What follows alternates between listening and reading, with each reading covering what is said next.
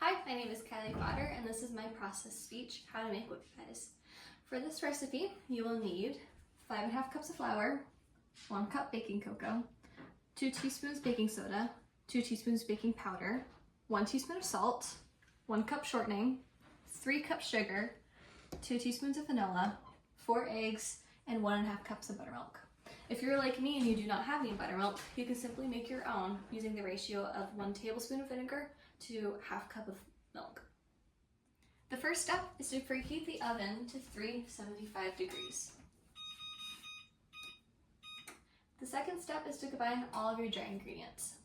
This includes the 5½ cups of flour, the 1 cup baking cocoa,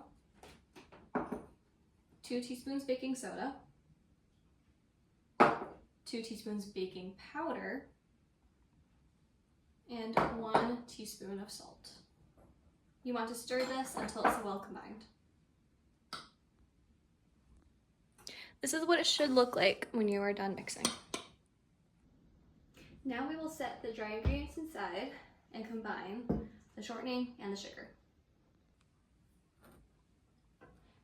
This is your 1 cup shortening and 3 cups of sugar.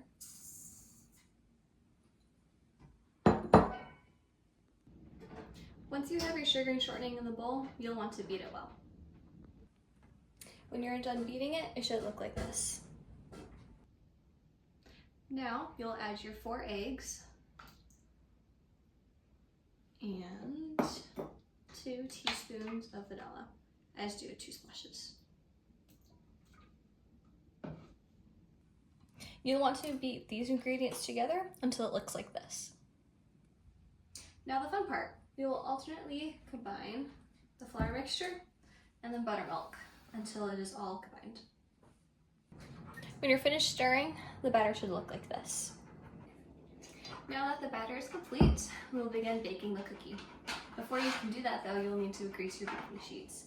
I prefer to just use a pat of butter, and you're going to grease it just like this. Once your baking sheets are greased, you can now start putting the batter onto the sheets.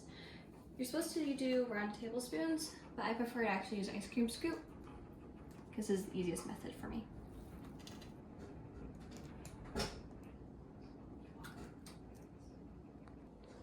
Once your cookies are all trays up, you will want to stick them in the oven for 8 to 9 minutes, or until the cookie looks firm around the edges. This is more of a cake mixture, not a cookie, so you don't want them to be too wet on the top.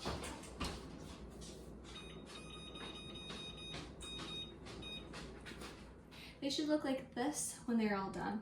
You'll want to wait a few minutes before you take them off and let them cool on the cooling rack. Okay, now that your cookies are all baked, you'll want to cool them for about an hour, and then we can start working on the filling. For the filling, you will need 8 egg whites, 8 cups of confectioner's sugar, and 2 cups of Crisco.